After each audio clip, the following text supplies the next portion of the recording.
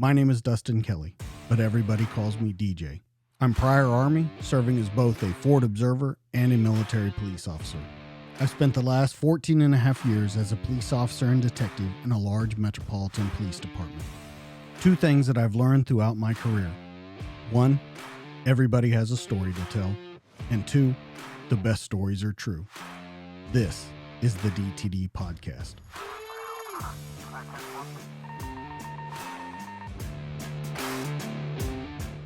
Hey guys, welcome back to the DTD Podcast. Tonight's a guy I've been waiting for a long time. It's Dr. Jason Piccolo. He's the host of the Protectors Podcast, which is a podcast that brings true life stories from law enforcement, military, and first responders, our nation's protectors, and those that support them. He's also the author of two books, Out of the Shadow, a government whistleblower's firsthand account of how the protection of migrant children became a political firestorm, and Unwavering, a border agent's journey. Last but not least, Jason is a veteran of Operation Iraqi Freedom, serving as a captain in the U.S. Infantry. Welcome to the show, man. Hey, welcome to me. I'm so used to hosting my own show. I'm like, hey, welcome to the show. So, hey, thanks for having me on, brother. I appreciate it. Yeah, I'm so excited to talk to you because there's so much to talk about. Not only you, but you have a wife that's in law enforcement. I mean, you have a huge background. You've worked on the border. You've been in Washington, D.C. talking about it. So there's a lot of stuff to go over. So let's just jump right into it. I want to talk about, as a child, did you know this was the route that you were going to take? Because you spent your entire adulthood doing it. No, absolutely not. When I was a child, I wanted to be in the Army. I knew that. Okay. I knew I wanted to be a policeman, but I didn't know how I would get there. I always thought, like, I grew up in New Jersey. So back then, unless you knew someone or you had some sort of special characteristics they were looking for, it was really tough to get into law enforcement, to break into that. It's kind of like the good old boys network back then, because we're talking early 90s, late 80s. So my goal was to join the Army, be a soldier, because that's something I always wanted to do. So I did that. Yeah, I joined the Army, 13 Bravo, Cannon, crew member. And then when I got out, I decided to go to college. And because I knew the next step I wanted to do is I wanted to get into federal law enforcement. So I knew I needed to have a degree. So I got a degree, and then I followed my best friend into the U.S. Border Patrol. So that's how I ended up on the Southwest border back in January of 2000. Well, a lot of our paths cross a whole bunch without really even knowing it. So I was in the military too. I was in the Army. I remember one time when I was out in the field that I thought it was pouring down rain on us. I was a Ford observer. I was a 13 Foxtrot. It was pouring down rain on us, and I thought there's got to be a fucking better way than this to get through life. So I thought about the same thing. I got out. I went to college, not because I wanted to go into federal law enforcement, but I wanted to finish that education just so, I guess you would say, I had that to fall back on, but I wanted to go into law enforcement. Whether that be local or federal, but I was thinking more along the lines of local. We both worked down on the border as a military police officer. When I changed over MOSs, I worked down at Fort Huachuca, which is right next to the border. You got the Coronado Mountains right there where people are coming through. And so when I heard about your story and I started looking into it, I thought, man, this is crazy how much people share kind of a common almost like a common line of their history that do the kind of jobs that we've done in life. And I really want to focus on that because you come from not really that kind of background, right? No, not at all. I actually just I did the DNA about 5 years ago. And before I did the not rapid DNA, but the DNA analysis, nobody I knew in my family was ever in the military. It turns out when I did the DNA, my biological grandfather was artillery in World War I. Oh, wow. So it's very, very, very interesting to find out that, one, I had a grandfather who has since passed years and years ago, and that he was artillery. And then the way I found out he was artillery, because his gravestone had, Charlie Battery, something, and it said World War I. So it's very interesting. But no, I did not have anybody in my background that had the military. Everybody's always been business centric or money centric, and I've never really been that way. So I wanted to do something that, gave back to the country, gave back to the nation, while also getting myself a whole lot of education based off of the military. And I took advantage of it. In the beginning, I didn't really plan on, I went to community college, failed out of that before I went into the Army. And after the Army, I had like just a different drive. I'm sure you had, and I'm sure a lot of veterans have it. Absolutely. And I ended up, I knocked out my 4-year degree in 2.5. Later on, I got the master's, a doctorate, and everything. And a lot of that had to do with the pre 9/11 GI Bill and the post 9/11 GI Bill. So I'm very fortunate to have that. And like you said, there's a lot of us that have the same paths across. And I always recommend people like yourself or other people that are listening, if you have a background and you have a lot of experience, volunteer, help a veteran out because a lot of them don't know what their next path is. And that is one Absolutely. thing I'm very passionate about is I've been volunteering with different veteran organizations from Hire Heroes USA to American Corporate Partners for the past several years now, just helping veterans kind of get to that next step, help them with their resume reviews, help them say, hey, you know what, I've been here, I've done that.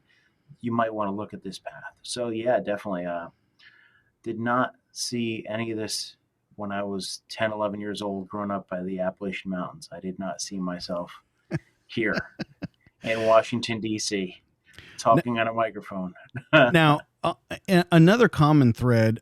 Your parents had problems when you were growing up. I never moved out of the house. My parents divorced when I was young. I never moved out, but you moved out at 15. Then I guess you came back, then moved back out at 17. The guy that you lived with is who you joined the military with, correct? Yeah, he went into the Navy, and I ended up going into the Army.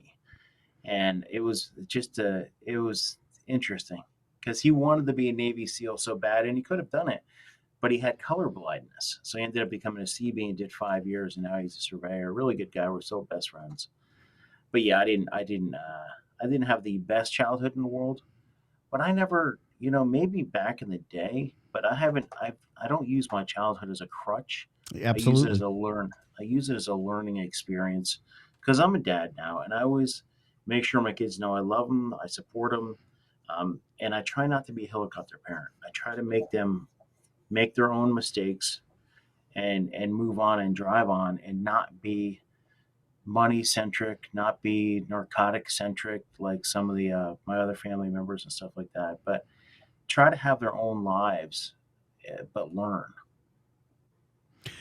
Well, I have a feeling from hearing other interviews that you've done and reading about you and stuff that this friend of yours was he kind of the thing that pushed you towards the military? I mean, I know you both went separate ways, but was it more of you and him talking kind of like, hey man, there's got to be a better way out there? And that's the kind of way I looked at it first was just like you went to community college when I got out of high school and I'm like, man, I am not up for this right now. I'm just not centered for it. I'm not focused on it yet. And I thought, let me go do this. Let me knock this out. I ended up staying a while and but I came out like you said with a whole new focus on life. So was he more of your kind of driving force, you two talking together? No, not at all. I've always Really? been, I've always been like the camo kid in the backyard, playing Rambo, watching Platoon a million times, and having that want to be a soldier so bad more than a lot of things I've ever wanted to do.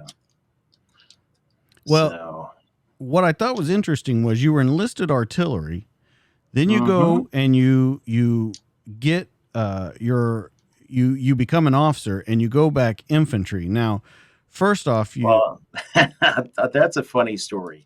So I go to my recruiter, and it's the end of September, or no, it was the beginning of September when I go to MEPS. Because actually, let's backtrack. I initially joined the U.S. Army Reserves. okay? I go to my first drill without going to basic training, and I joined. And this is back then the reserves could be infantry. So I joined as an 11 Charlie. I didn't know what that was. I knew it was infantry. Okay. So I go and I talk to the captain. That's at drill weekend. I go, so sir, I didn't know. I didn't call him sir back then. I was like, hey, when can I go to Ranger School? And he's like, we're mech. You're never going to go to Ranger School. You're never going to go to any schools. I'm like, okay. I go to my after that one drill, I go to my recruiter. I'm like, look, I want active duty. I want a ranger contract. I want everything. Blah blah blah. He goes, we're going to file a hardship saying that you can't live on the outside. I'm like, and you need to go active duty, and we'll get you out there as soon as possible. And I'm like, I didn't know any better. I'm like, okay, let's do it. So I go down to MEPS in September of '93, and I go, I want, airborne infantry, blah, blah, blah. And the MEPS guy's like, nah. It's the end of the fiscal year. He's like, we got two options. I think one was a carpenter. I always remember a carpenter. I don't know if it really was. And one was artillery. And I'm like, hell no, I don't want to do artillery. He goes, well, you're going to be stuck in a system forever. And it might be a year before you can go in. And I'm like, well, whatever. He goes, look, you go in, you could do anything you want as soon as you get in. So I'm like, I'm a naive guy at the time. I'm like, sure. So I go in and I join artillery, and I did not go to a light unit. I went to self-propelled artillery at Fort Carson, Colorado. So that is how I ended up as a 13 Bravo. So I guess there's no loyalty to that family then. No.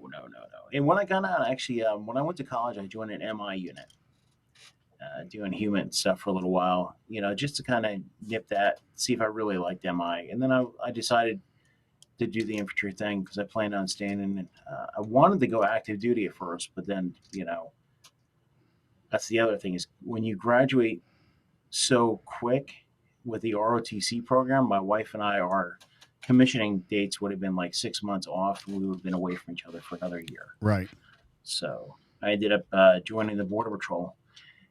And that's where I ended up in San Diego. I actually ended up at the same station as my best friend. So, oh, nice. Really good. Yeah. So let me ask you. So when you go back to become an officer, do you go under that like green to gold where you're OE1 and you're kind of a different? I always called it a different playing field than those other guys because you have your enlisted feet underneath you. You're making a little better money. Is that the route that you went on that?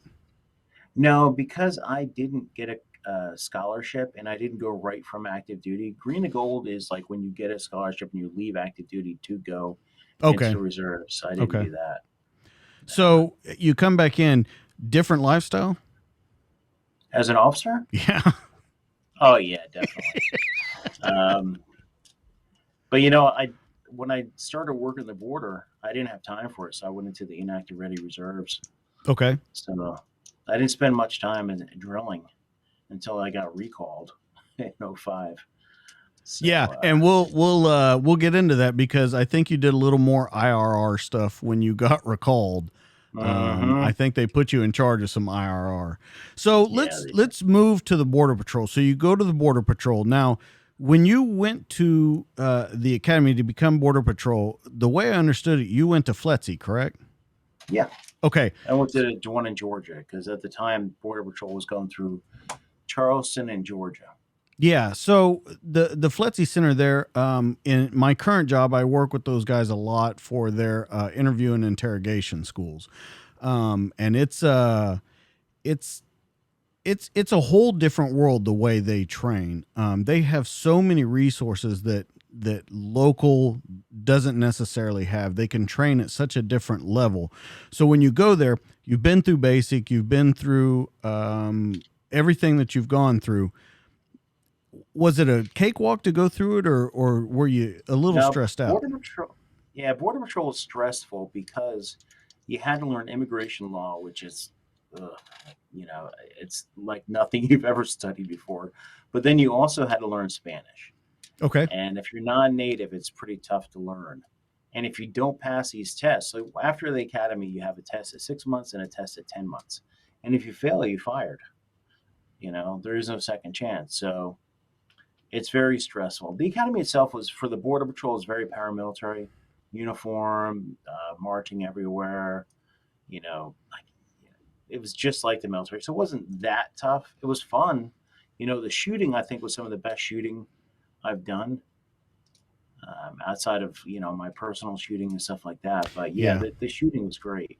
Yeah, I would agree. In law enforcement, there's just a different way that they teach. I've always said when I went to rifle school and stuff that I learned more in a week's time than I probably learned in 5 years in the military, working at the rifle range and going to the Yeah, rifle range and absolutely. stuff, just because it's so intense and there's so to me, there's so much difference in law enforcement when they're teaching how to handle a firearm, how to fire a firearm, because every bullet that leaves that chamber, you're accountable for it. Hmm. So it's on a whole different level. So yeah, I completely agree with you.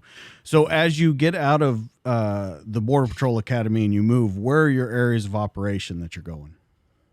I went to San Diego. It's right by Otay Mesa, so it's right. It's kind of the mesa and the mountains. So I worked right around a commercial port of entry, and then I actually worked the mountain range as well. So it was a very interesting place, and a lot of different geography, which was I liked it. I like having the options. When you go there, let's talk about what you see. Because what year are we arriving? What year are we at right now? This is 2000. Okay, so at 2000, 9/11 hasn't happened. So there's still to me, because let's see, I was at Huachuca. So there was still almost a human trafficking, kind of narco terrorism. That was like the main focus, and narcotics trafficking. Hmm. When you're there, what first off, what are you looking to do? Because everyone has something when they get there, they have in their mind, this is what I want to do.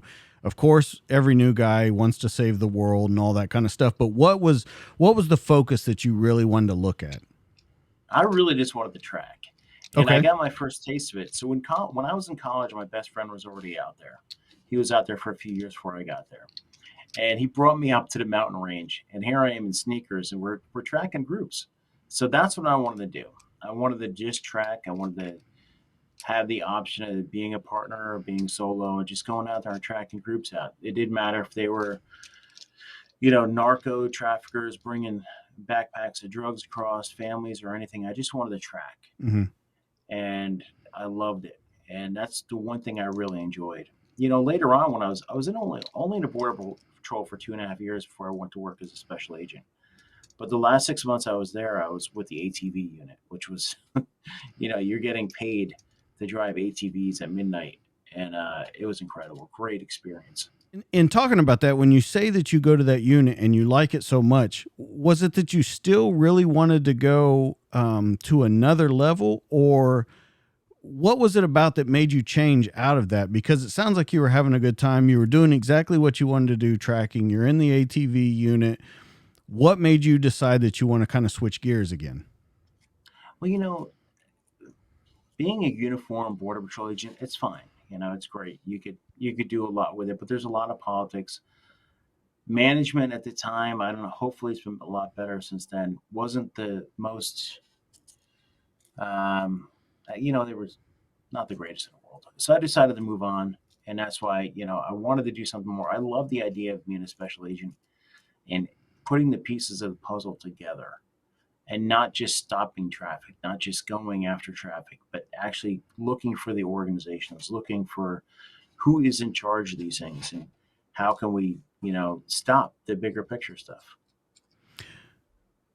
When you were down and you were actually working out in the field as a uniformed, I came across you guys a lot. As I said, I was military police at Fort Huachuca, so we came across a lot of people trying to cross over. They were using our ranges to get through, Hmm. and I want to talk about that a little bit because at that time I noticed a lot of problems with the border patrol, not the guys that are on the ground working, but the overall idea of the border patrol. So what would happen was we would have people coming across our ranges. We would pick them up, get them all together, get identification, call for border patrol, a bus or whatever would show up. They would give them a juice box, a set of crackers, get their names, take them to the border, kick them back out. We'd see them again a week later, 2 weeks later, Hmm. whatever it was. So that's the first problem that I saw. I don't know how much better it's gotten. I think you would be able to tell that better. But another problem that I saw was it's like you said, it's almost like a factory. You grab them, push them back, see them again. Grab them, push them back, see them again. And when you're dealing with it, yes, you're dealing with bad guys, but the majority you're dealing with families that are trying to get Yep. across. And Yeah, and then, that's one thing. Yeah, I always have to preface that is one thing you have to understand about the border. That's why immigration is so charged. So many people will say, "Oh, well, they're here illegally. You know what? We should shoot them or do this or do that." No, when you're dealing with families and you're dealing with little kids, little babies, little everything coming across the border, the more humanitarian side of an agent will come out, and you'll see that. There were so many times I would encounter a family, and it would just a father, a son, a mother, everybody together, and it wasn't. They're like, "Look, we're just coming here for the American way of life." It wasn't like this, you know. Why, yes, there are the gangbangers, and yes, there are the other really bad types. But overall, though, it is families, and that's why back then they weren't even doing the full fingerprint checks. It was mostly just the index, or you weren't right, doing the five-finger checks on everybody. And then you have the serial killer. What was his name? Ramirez. you had That's Richard what I was. Ramirez. Yeah. Now, who's the one that was doing the? He was an illegal that was coming, and he was going on the railroad tracks and killing people all across Texas. And that's what I really can't changed think of it. his name, but he actually came through Dallas and got a couple people as he was coming through. He was the railroad killer. Yeah, And and that's I why they started doing the five prints. and so that brings up a topic to me because I think more than anything now, politics aside, this is a heated debate. I think it's been a heated debate since you were there, I was there. But I think that a lot of things maybe haven't changed. So when I talk about the families, so the problem that we would have is they come across the people that were bringing them across, they were charging like $10,000 a head at the time. They would drop them at Fort Huachuca, tell them that it was Tucson, and just boot them out. So they Hmm. don't make it to their destination. They don't make it to who they're meeting with. Then the other problem that we had was when they didn't necessarily pick up a coyote or someone to bring them across. What would happen was they would come across, and we had two differing factors, and I want to get your ideas on both. So we had the Friends of the Desert, which was a group that walked through the desert, left water, left food all along the mass trails that were coming through. So we ran into a problem. Then we had the Minutemen, who were farmers, ranchers, who Hmm. were defending their property. Now, I have to preface that by saying, let's say 99% of them were protecting their property, protecting their rights. But you run into a problem where you have maybe unnecessary shootings that are going on and different things that are happening down on the border. So first off, let's talk about the Minutemen, and I want your thoughts on them because I'm sure that you've heard about them in all the dealings that you've done. Yeah, well, one thing about being in law enforcement, and I always say this about trafficking as well, human trafficking, sex trafficking, is there is no room for vigilante.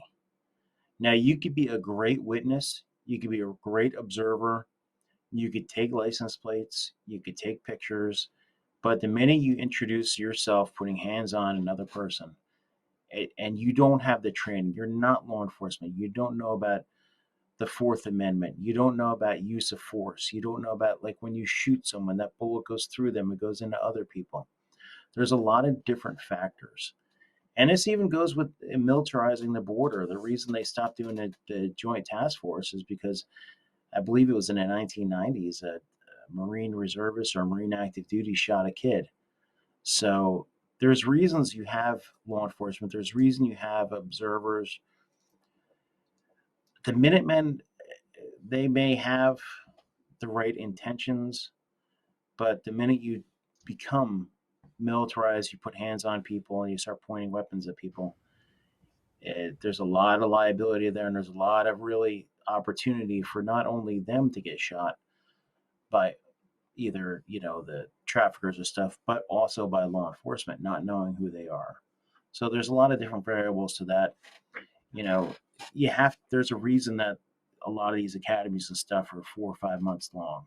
You have that much time to, one, realize what you're getting yourself into, and two is learning what you need to do when you get out there. I would agree. I would say this. I think that a lot of people would argue the point, like they said, well, I think people look at things in a very microscopic look. They don't look at the entire picture of it. So they say, well, you have drugs coming across, you have bad guys coming across, and you're of course you're going to focus in on the bad guys. That's human nature for people to focus in on the Hmm. bad guys. The problem with it becomes is everybody becomes a bad guy. So when everything looks like a nail, you become a hammer. And so I think that there is a balance because I think on the other side of it, we have to talk about the Friends of the Desert. Now, I'm sure you've heard of them too. I think that they create in their own set of problems. I think they create confusion and a lot of unnecessary. I might even say deaths because you get these people that travel into the desert depending on that stuff to be there when it's not there or someone doesn't make their drop of water and stuff. They create a whole new set of problems. And I don't know if you agree with that, but that's the way I look at it. No, it's true. I've said this a million times on a million different podcasts, but the border is 2,000 miles long. For the East Coast people, it's from Maine to Miami. I say this every time. It's that long. Can you imagine getting lost in one of the mountainous areas, one of the remote areas on 2,000 miles, and you expect to have hydration point? You could die of exposure in days, less than days, without fluid. And that is a reason why the Border Patrol has special units, the Borstar unit, and everybody else is out there trying to help migrants come across the border and save them. But when you start putting these points out there and you're not staffing them, you're making them go even further into the desert. It's not a good thing. Now, if you want to sit there, you want to go out there and you want to sit and you want to hand them water, but if someone's gonna go and expect that to be there, you how many thousands over the years, thousands and thousands have died of exposure. Because a lot of people don't realize it is not easy uh, to see anybody hiding under a bush. It's not like everybody has thermal, everybody has Right. every sensor you can imagine. During the day, people lay up under bushes, they cool off. At night, they move. So if someone lays up under a bush and they haven't had hydration, they don't have any sustenance, and they end up passing out, they die. There is nobody coming to save them because nobody knows where they are. So I guess I'm going to ask a very open ended question, but I want to see if you can narrow it down a little bit. So, first off, what do you see as the problem, and how do we start moving towards the fixing of the problem? And then finally, what is the first steps of the fixing of the problem? Okay, here's what we're going to do. We're going to hit the timer, and in about 72 hours, when you and I get done with this podcast, we're going to see how much we got. Here's a simple solution. Take this, 50 million pages of immigration law and start piecing it, piecemeal it. Right now, everybody wants to come across the border because they think amnesty is going to come. They think if they get here now, that they're going to have a chance at being a citizen or getting some sort of lawful permission to be here. Um, we need to say, hey, look, it's not going to happen. We're putting a moratorium on that. It's not going to happen because right now, the PR campaign going on down south is get here now, get your foothold here, Yep. and you might have an opportunity to stay. That is how you have to stop that PR campaign down south. And then you also need to fix the problems down south of what's going on in their country. Why are they coming here? And why are they have to transit through Mexico? So we need to have stronger relationships with Mexico. And to fix the problem with these austere environments is you need to have certain parts of the border that have a wall. And being in the military, that if you want to have traffic funneled into certain areas, you have to have choke points. So you don't need a 2,000-mile wall. You don't. It's not even practical. But you do need to focus and move that traffic into certain areas where you can use technology. You could use the boots on the ground. You could use the drones. You could use the blimps. You could use everything to see where that traffic's coming from. But first, you got to stop the trafficker from wanting to come here. And that also means that you need to look at these corporations that are hiring these people. There are so many factories or so many farmlands or so many everything that are hiring people who to come here to work. I like to tell people, I'm like, nobody in America is going to do that job. Well, the problem with that is this. You bring these, let's say you bring 1,000 and you put them in a factory, and the working conditions are absolutely horrible. People are passing out. They're getting paid $8, $9 an hour, or maybe they're getting paid $15 an hour, but they don't have any recourse if anything happens to them. They don't have any recourse if someone's working them 20 hours a day. They don't have any recourse if they're all being housed in on site 30 people to a room, because they don't have any documentation. They don't fall under the same rights. They don't fall under the same employee rights. And these people, they're working off the books, maybe with a fake social security number or a fake number. That is why you saw a couple of years ago, Homeland Security Investigations was going to do these big warehouse roundups, and they were arresting all the people that were working there. But then they were releasing them after they got statements, because what they were doing is they were building white collar criminal investigations against these factories that were employing all these thousands come across.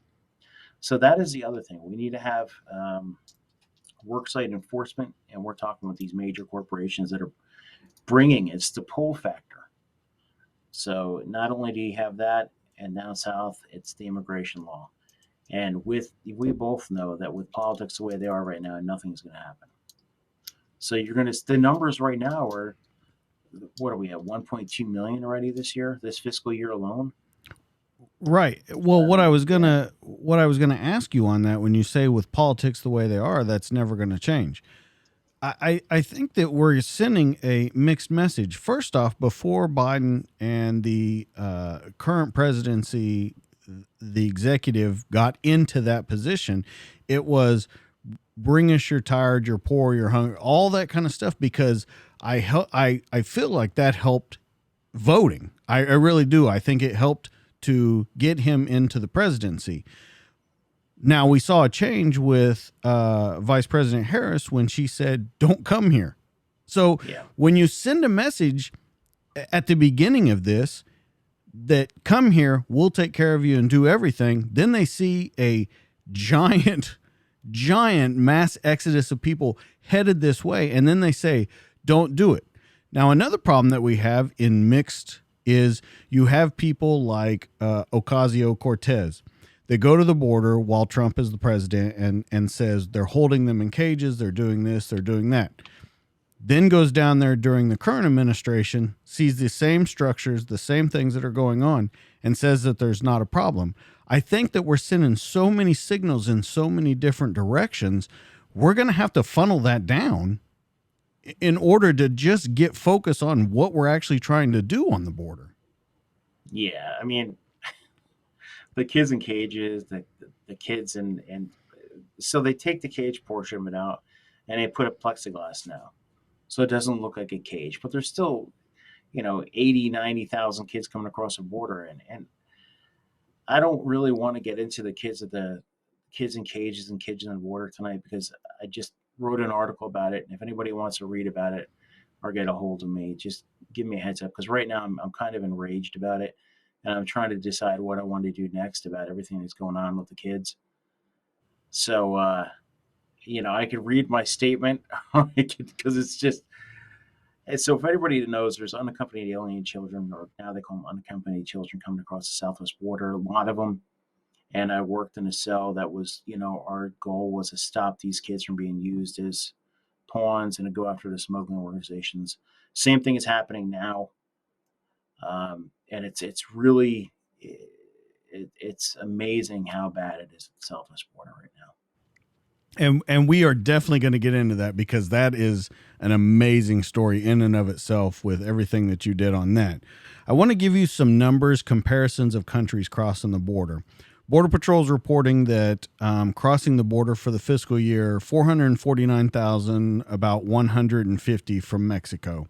199,000, almost 200,000 from Honduras, 182, almost 183,000 out of Guatemala, 60,000 out of El Salvador, and then you got 183, give or take, from other countries. The first question that I present to you is, you look at all these other countries compared to Mexico, they're half or even less than that of how many are coming across in Mexico.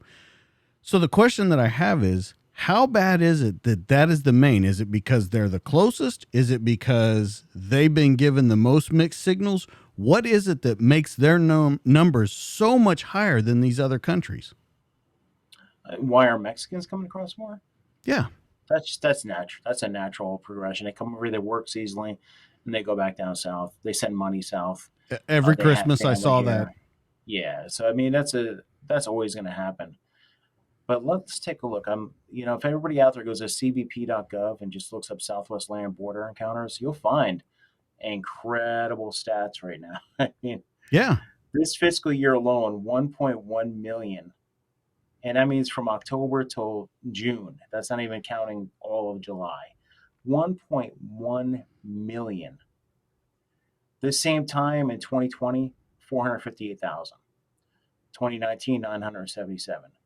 But that was for the whole years. Now right, right. We're we're halfway we're at through. 1.1, Right. and we're half. That's for. So I mean, let's take a look at some of the geography that's coming across too. And this is one thing I like to focus on. This it's because a lot of people forget about this variable. Let me look up these stats. So ask me a couple questions while I look up these stats because Sure, sure. I want some people to. So, what I want to talk to you about another thing is what I saw a lot of that we had a problem with was dropping at the border. And what I mean by that is whether that was to have a child on the United States side, dropping them for medical care. My wife was a nurse that worked right down by the border when she was in nursing school, worked in a hospital right there. Now, of course, you have to give medical care when they come across, but you had people that were uh, purposefully waiting until their kids were sick enough to drop them on the other side in order for them to receive medical care. You run into a couple problems there. One, it drains our medical system, and two, you get a lot more unaccompanied minors coming across. Yeah, the dropping kids over here for care, that's an anomaly. Sending these kids here to meet up with quote unquote family or other people, that's the other thing. Um, we do, the tourist pregnancies coming over here and having babies, that's been going on forever, Right. especially with like China and everybody else like that.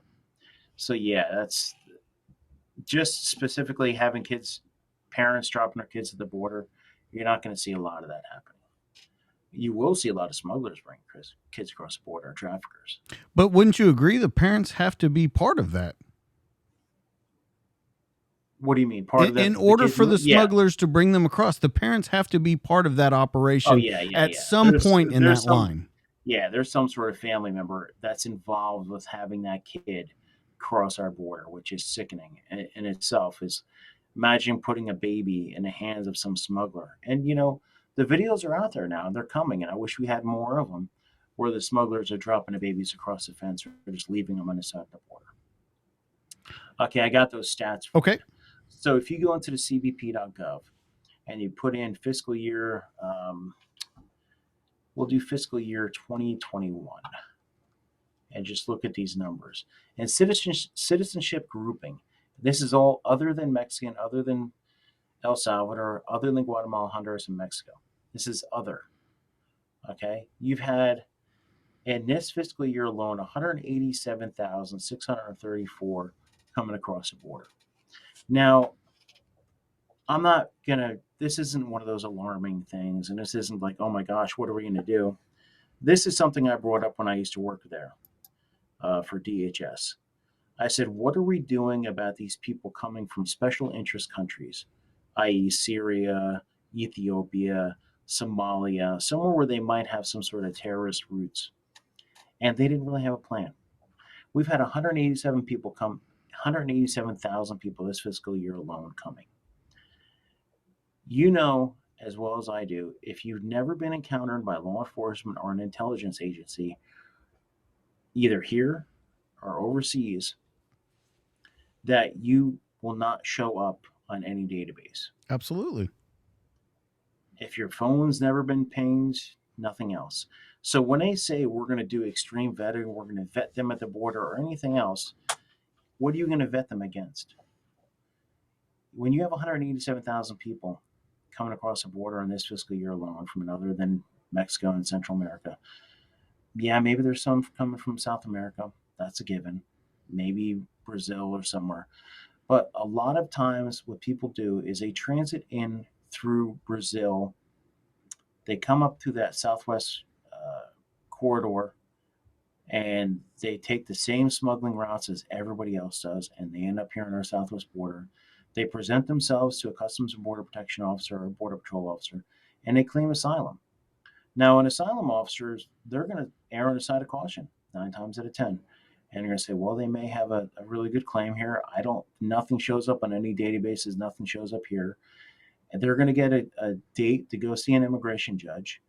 And, whether or not there's enough bed space to house them, they'll probably most likely get released. Absolutely. They'll get released into the interior of the country.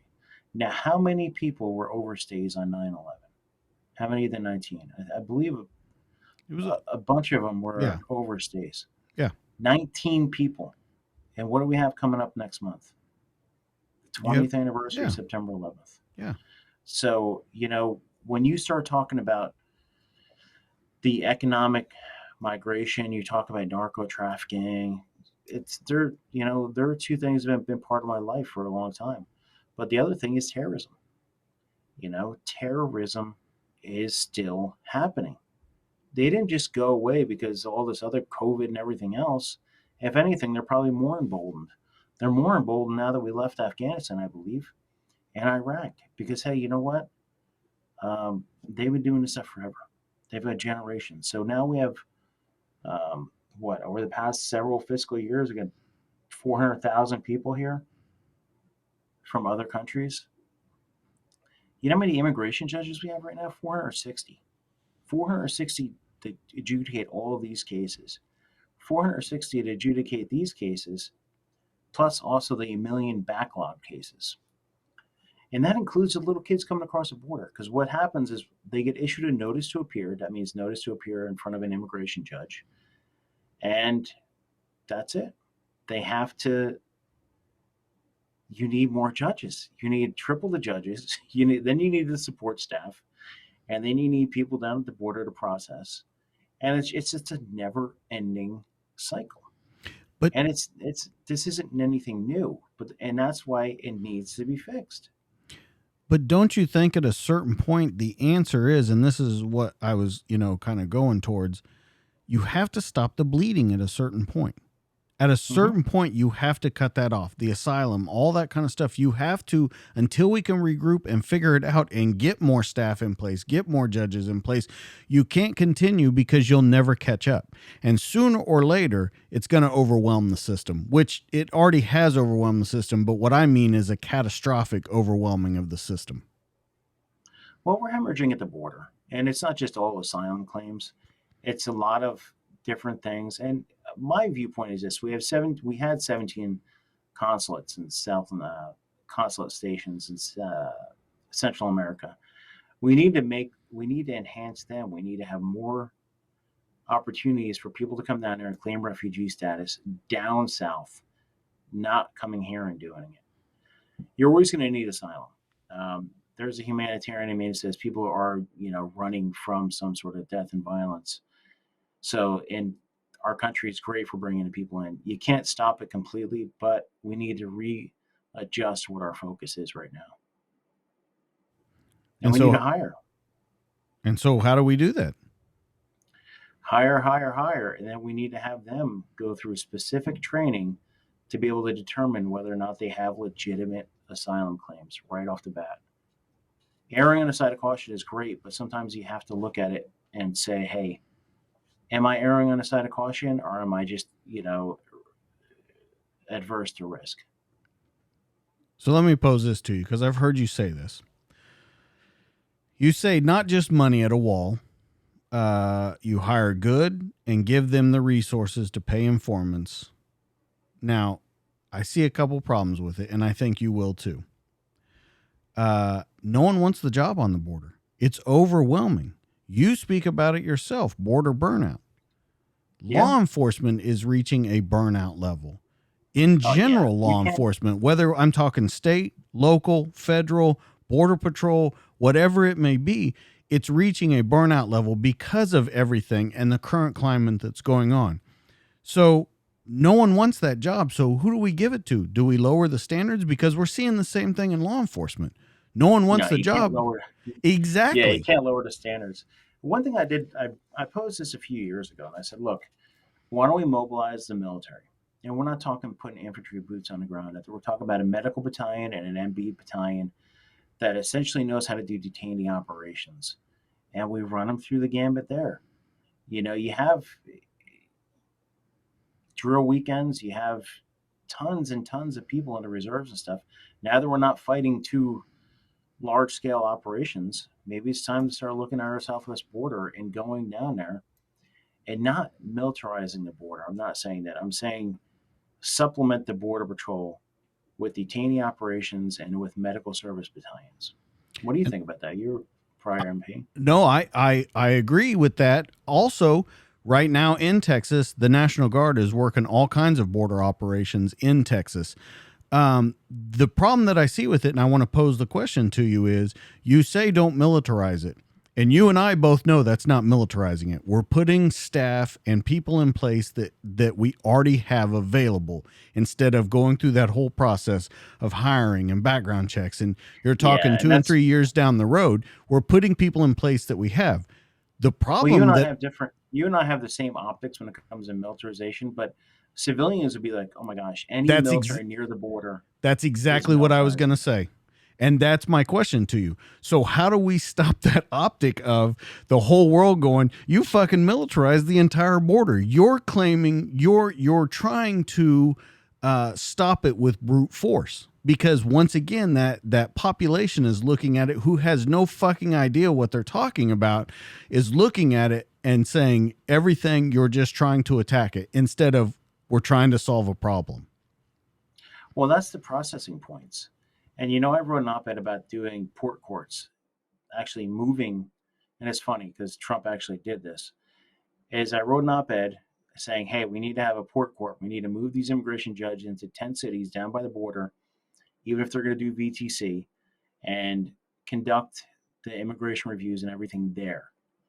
Same thing with the militaries. Do a central processing point, not exactly on the border, but close enough to the border where the people can get transported to.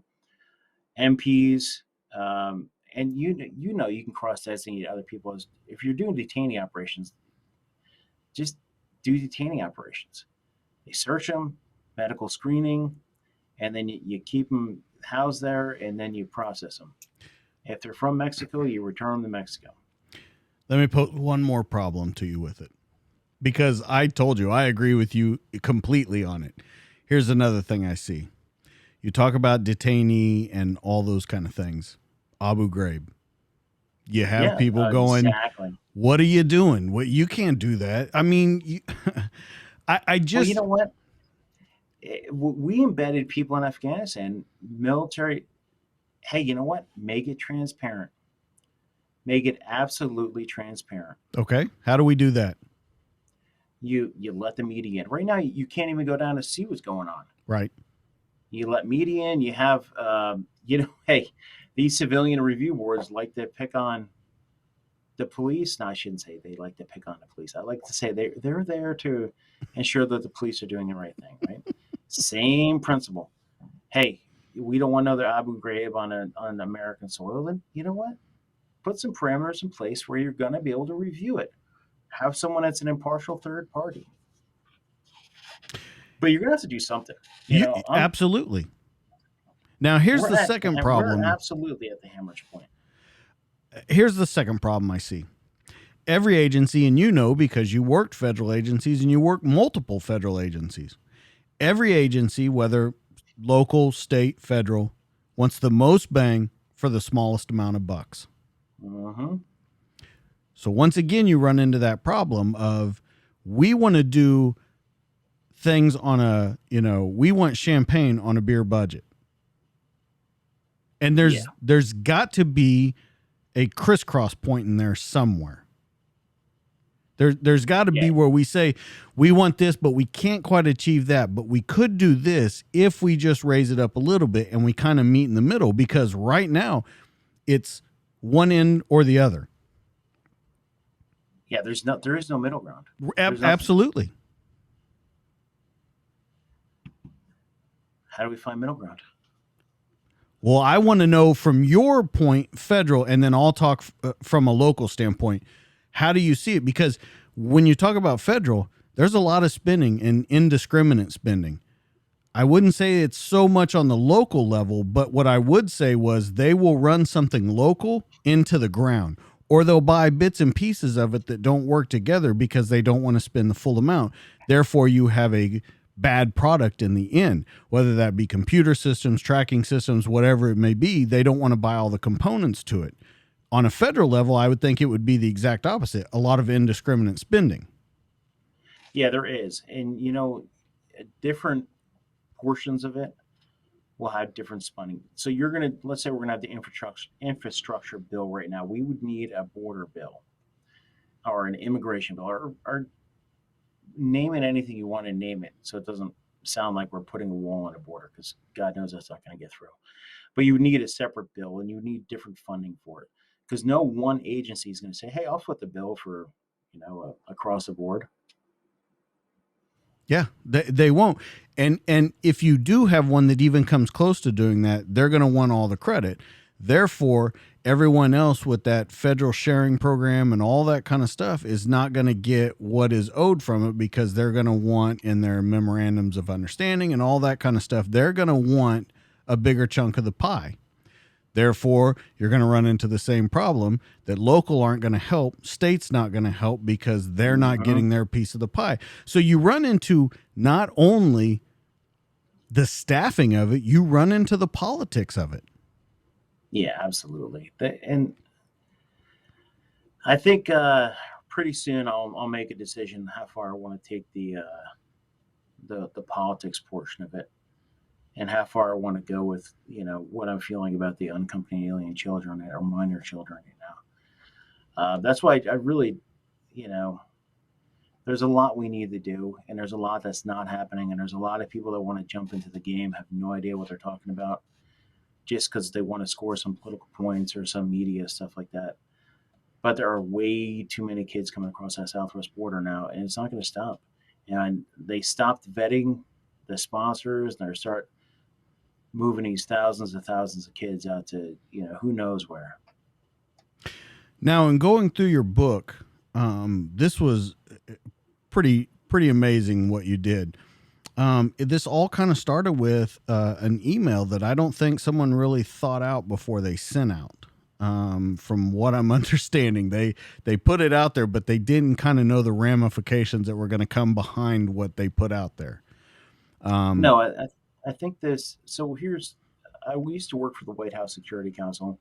They stood up this thing called the Human Smuggling Cells, a conglomerate of DHS staff, and our goal was to provide actionable operational intelligence and game planning for field units to go out and stop the smuggling of people coming across the southwest border.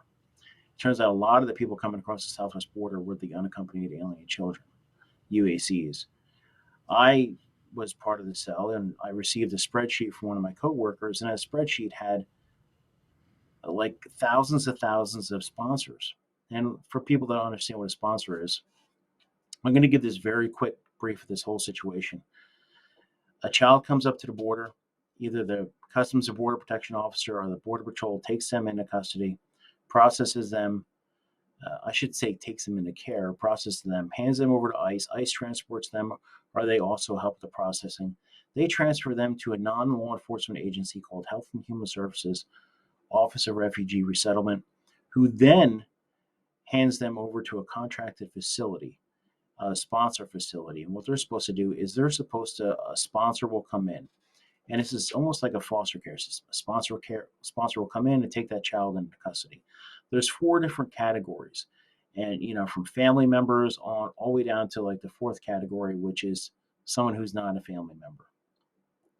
Turns out that these sponsors were supposed to be having their fingerprints taken, were supposed to be monitored, we're supposed to be having follow-up checks, we're supposed to be able to run their basic identification to determine if they were criminals.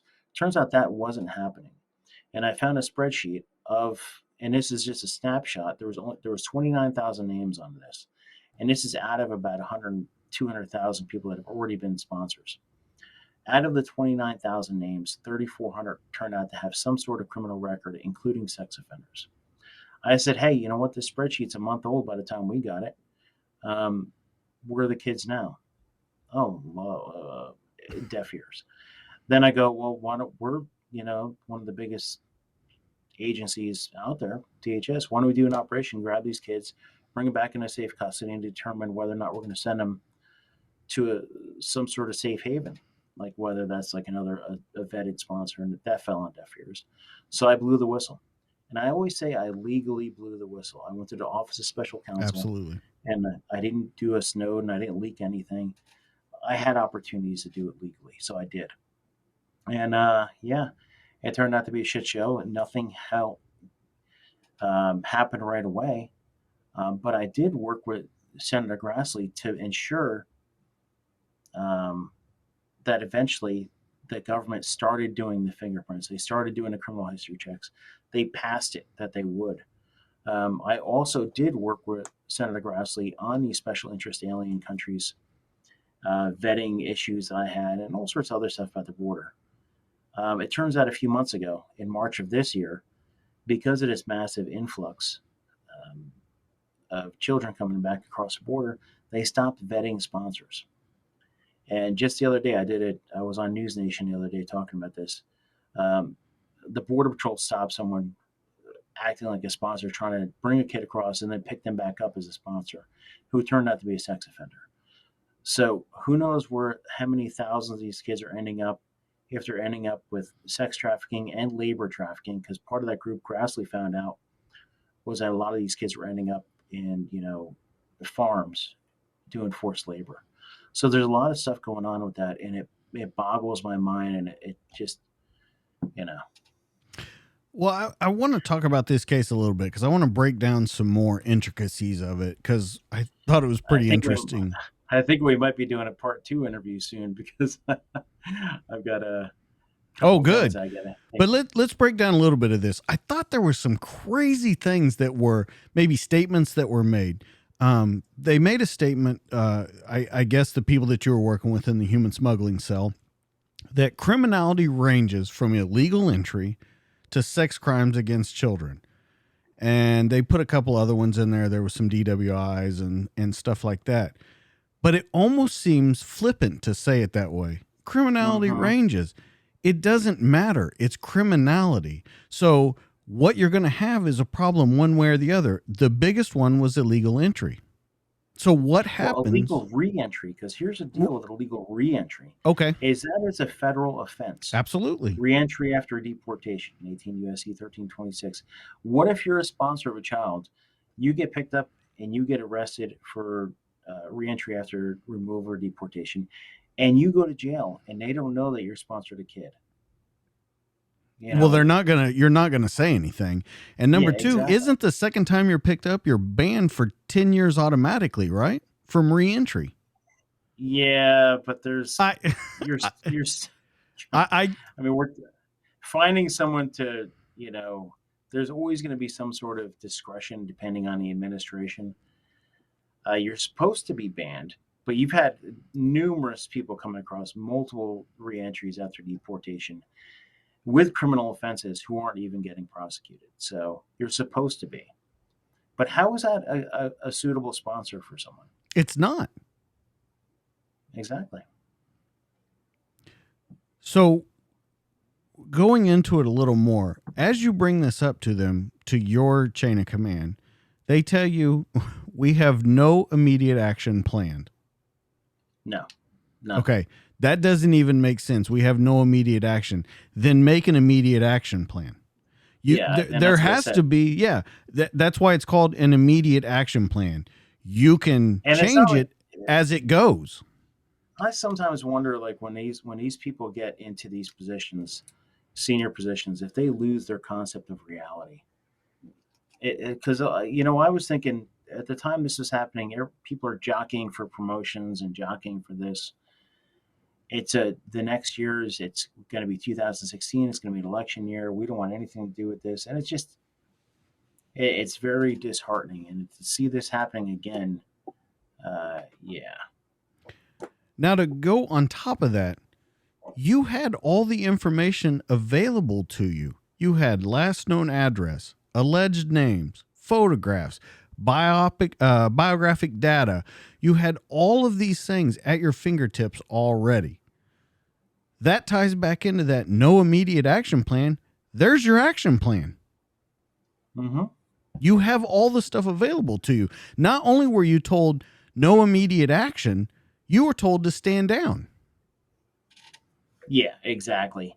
And then, after, when I went to the Office of Special Counsel, I kept arguing back and forth with Health and Human Services through my OSC, or the Office of Special Counsel attorney, back and forth because they didn't want to vet the list.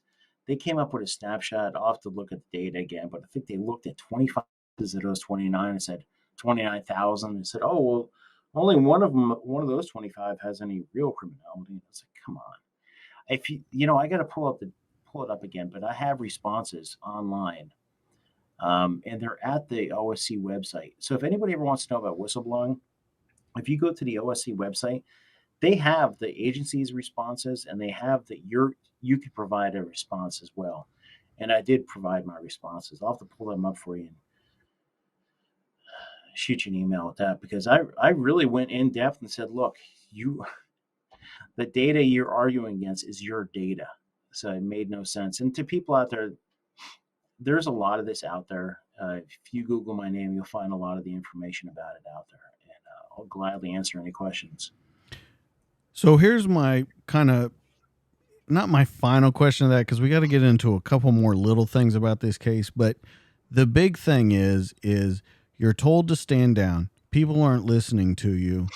This is going to be a huge stain, no matter how you look at it, on the government as a whole. I would think that this is going on, because you're going to catch it from both ends. One, you're going to catch it from people that are all about bringing people over here for good reasons to get them a better life. So you're going to get that problem.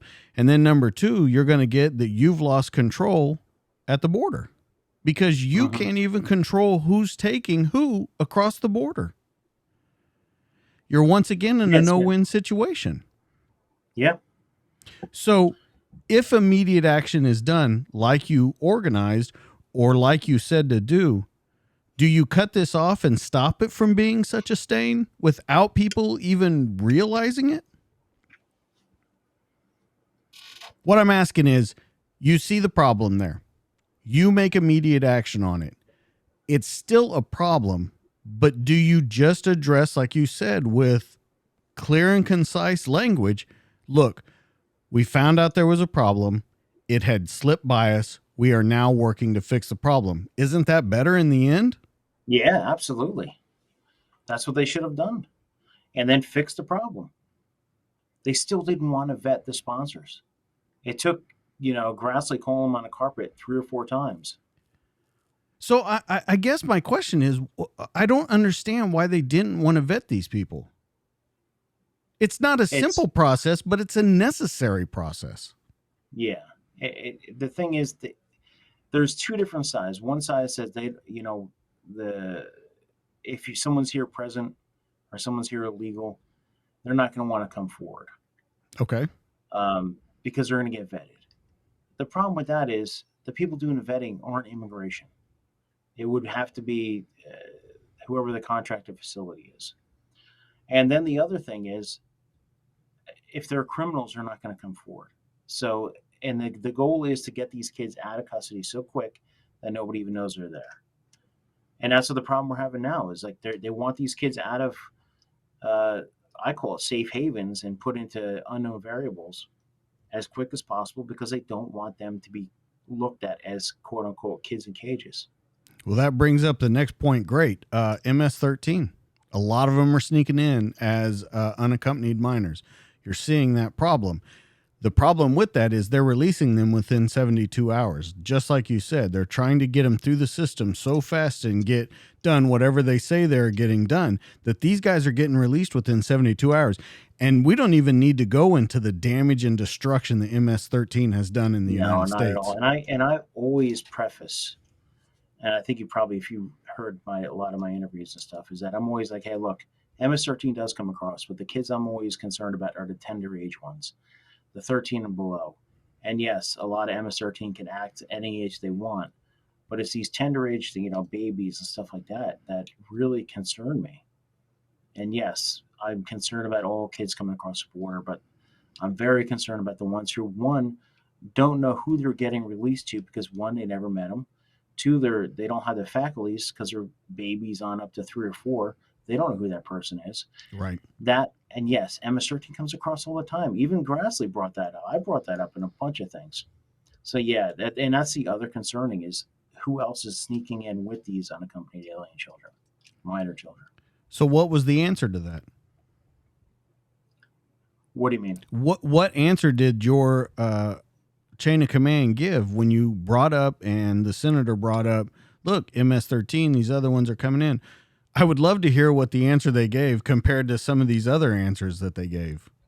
Yeah, they don't address those. And some of those same people, you and I will have a little conversation when we get off on about some of these same people that have been talking heads that are during cross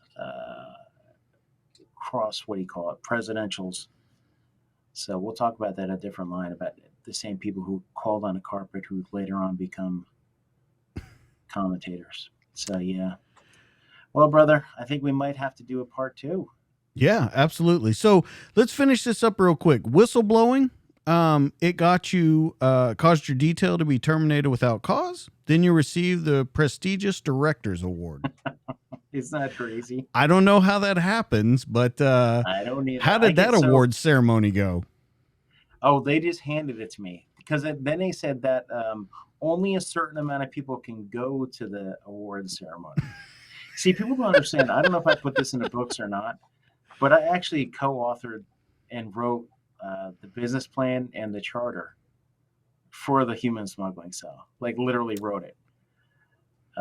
So yeah, and then I came up with the vetting. So I'll have to dig it up because it's open source. It's out. It's online now. It's the questions that Grassley asked Jay Johnson about the special interest alien countries.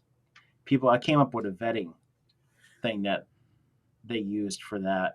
So I'll dig all that stuff up and I'll make sure you have links to it. Absolutely. I thought that was a great way to end the story was you're fired, but here's an award.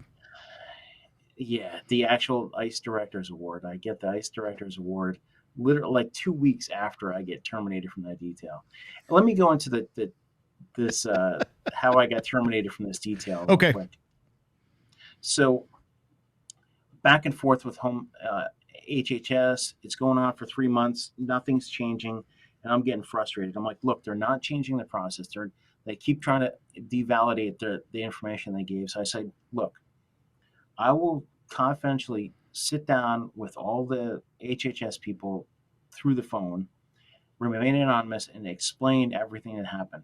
But one thing I want is I want a list of all the names of the people that were in this meeting with me, and then I need to remain anonymous. This is on a Thursday night, Wednesday or Thursday night. I think it's a 3-day weekend.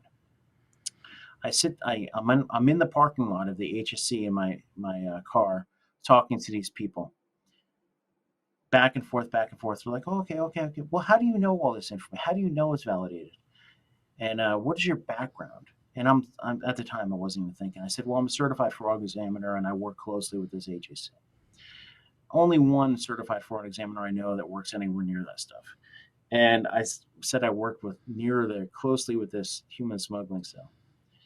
The next business day I showed up, my detail was terminated. And this is like, we know there's only one of you guys, so it had to be you. Literally the next, you can't make it up. No. And then they brought me back to headquarters. They put me in a cube in the middle of everybody.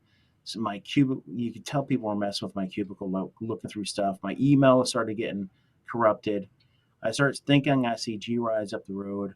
It turned into a very peculiar situation, and I'm lucky I was able to find another job and get out of there as soon as possible. But that is my story, brother. That is absolutely insane. So let's move on to what you're doing right now and kind of wrap this whole thing up. So first, let's talk about the Protectors podcast, season 3. It's going crazy. Let's talk about it. Let me get my radio voice. Okay. So let me tell you about the Protectors. So yeah, I wanted to do something different because what was it, probably about 3 years ago, I started doing like the Fox News all the time. I went in every news I was on all the time talking about the border and Homeland Security. I wanted to have an outlet where it was just about bringing really cool stories from the protector community and protector communities, law enforcement, military, emergency responders, and those that support them. It has since season 3 has since transpired to protectors, you, me, family members, people who would protect their house, people that will protect their neighbor. So protectors has it's gone beyond just being that, the thin green line, the thin blue line, the thin red line. And it's just turned into a really great thing. I'm up to about 240 guests. And if you go with the live shows, I'm probably somewhere around 280, something like that. And I've had some incredible guests, everybody from you're going to be coming on soon enough, I'm sure, to every New York Times bestseller, thriller writer you can imagine, to Medal of Honor recipients, Purple Heart recipients, really cool heroes, everyday people, actors, to just anybody within a protective community. And I really, it's a very down and dirty 25-30 minute interview, and it's just trying to raise awareness of some really good people going out there. Well, and I think, a lot of people say silent majority, but I think that silent majority is getting a lot louder because, I was recently on vacation in Washington State, and I paid $4.08 a gallon for gas. I mean, Oh my gosh. it's just insane. Let's also talk about your weekly appearances on Court TV.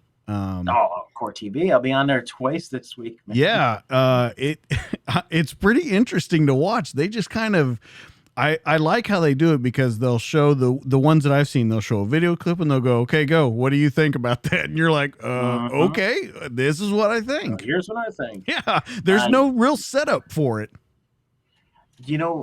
Coincidentally, an ICE attorney got me introduced to them.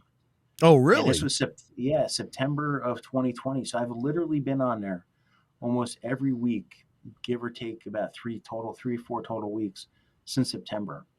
Last week, and I'll be on twice this week, Tuesday and Thursday. Nice. So what it is a crime time segment around 9:35 at night. Get on there. They give us 4 scenarios. They're not even scenarios. They're 4 recent events, whether it's a kidnapping, officer-involved shooting, assaults, a lost cat, something like. They always throw once in a while. They'll throw a zinger in there, like this officer saved like a family of ducks. But it's very interesting. I think it kind of they're trying to mimic the live PD type thing where you're talking about the cases. But I love doing that, man. I love commentary. I think it's interesting because something that's always surprised me, or something that I've always thought was funny being law enforcement. You hear over and over and over the talking heads. Everyone hates law enforcement. Everyone hates law enforcement. They, this and that. Yet everyone wants to know what's going on in law enforcement. Whether it be these dumb TV shows, whether it be live shows where it's live PD or cops or whatever, people want to see it. And it's always been amazing to me that people will say, "I hate it, I hate it, I hate it." I've seen where detectives from the first 48 get out on a scene and people will come up to them for autographs. It's the funniest thing I've ever seen in my life. And I love that you've done that. My only question to you would be, what does it feel like to be able to say whatever you want because now you're out of law enforcement? So. And we looking? No, I'm still in law enforcement. I just don't talk about what I do. Right. What I mean by that is, in my current position, I can't just make any statement that I want to make. That's a lot of people. How does it feel to be Mhm. able to talk how you want to talk? Well, for the agency I currently work for, I don't talk about anything they do or any technical Right. techniques or procedures, what they do.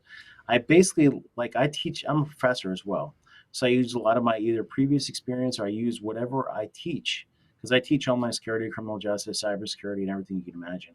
So that's kind of I use that expertise, if that makes sense.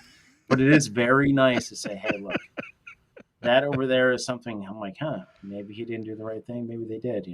Yeah, and that's I think that's why you will see a lot because I've talked to police officers on the show. The Night Stalker. Hmm. I talked to the lead detective from that, and you see almost like just a weight lifted off them when they can talk about stuff and they're not held to, they can just talk about it openly, what they feel about it, how they actually feel inside. And you see a completely different side of law enforcement when you do that. So I always like to ask guys, because you don't talk about really, because I'm kind of being struck that you are still in law enforcement because I had no idea. Yeah, I keep that really. I just don't talk about it. You know, Yeah. I talk about. I try to talk about things that I can speak facts to. Right. So I keep a lot of contacts within Homeland Security. I keep a lot of contacts in the border. I write a lot. As I write as much as I can, Yeah. and I try to keep current because I don't want to be one of those guys that just talks shit out of their ass. You Can you can swear say it. here? No, it's yeah, Okay. absolutely. Yeah, you just I've dropped a talk couple shit out of there. yeah. Um, Yeah, and and that's speaking the thing about is that I don't want to writing, be them. yeah, Yeah. and speaking about that writing, two books underneath you, you have all kinds of publications done. Do you feel like you're done, or do you got a lot Oh, more to give? oh, I'm just starting. What's next for you? I'm writing a book on trafficking now. I wrote an op-ed I just submitted about podcasting and combat and how it relates to PTSD. And then I'm writing an article right now about Gold Star families. I write things that I want people to know. You started the And Gold then Star family article today, right? yeah, I started that one today. So hopefully I'll be able to knock that out by this weekend and just shine a light on some really good people. Because that's really, I don't make a dime off the podcast. I just started. I just got a sponsor. Still haven't got a check. Hint, hint. If you're out there, but that'll just pay for some of the operating costs. But yeah, I just like doing this. I don't think I made it. I made $1,000 off the books because I give them away for free, basically. I don't anything I do is like the book Unwavering and Out of the Shadows. I have them priced at cost right now. Yeah. I want people to understand what's going on. I'd rather do that. Like I said, I still have a job, so I'm not out here to make a big buck. Right. I'm not, I teach college on the side. So I don't, whatever I do is more, I don't get paid to write. I don't get paid for court TV. A lot of people think you get paid for that kind of stuff. You don't. I like to do it because I want my voice to be heard. You brought that up before, how that's a different thing. I want to be heard and I want people to understand topics that are important to me. Yeah, I can't, you can't argue with having a goal like that because it's a pretty noble goal, not wanting money for it, just wanting to be heard. Because I think that I've said it before in talking to you and other people. I don't think law enforcement, I don't think those military guys, I don't think their voice gets heard a lot. I think they get put on a back burner and it takes until they retire, it takes until they step away from it to actually get to say something. So it's a great thing that you're doing by being able to be the voice for them. I'm trying, brother. And I will be writing a fiction book. When I retire, I'm going to sit down and knock out a fiction book. I have a really great premise and we're going to make it happen. Have you interviewed Don Bentley? Have you met him? Oh yeah, I've had Yeah. Don on a few times. He's Yeah. awesome. Great guy, great Great guy. dude. He's in Great guy. he's in Texas too. So tell people where they can find you. Instagram at Dr. Jason Piccolo. I have a website, jasonpiccolo.us. And one thing if anybody knows me, they know I love books. I have the Protectors Book Club now, and Don's books are going to be on there. And I've interviewed probably about 60 or 70, 80 authors. So I have a book club. You can go to at Protectors Book Club on Instagram, and we have a webpage, Protectors Book Club.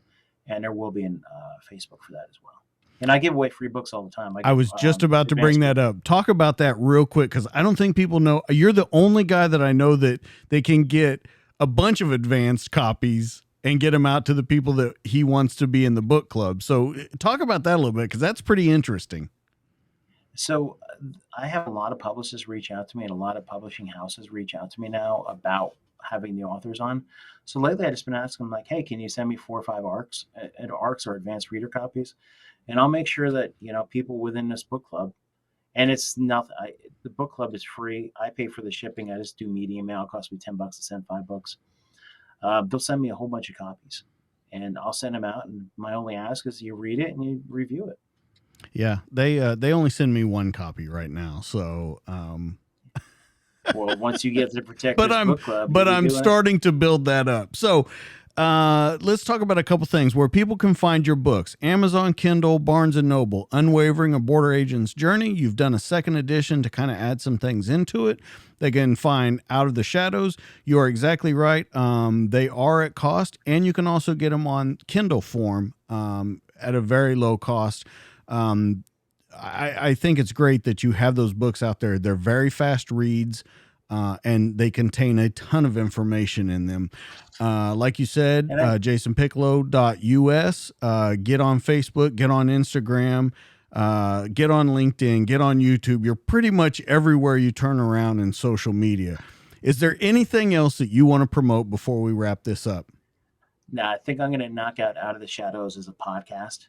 Okay. And just read it, because it's only about 60, 70 pages. So I might put that out as a podcast in the next few weeks, just so people have an idea. And I'll update with some of my current thoughts on what's going on at the Southwest border with the children. Yeah, that's awesome. So, guys, I think that's going to be it for the show tonight. I thank you so much for coming on. I know you're an extremely busy man, and thanks for giving the time just to come here.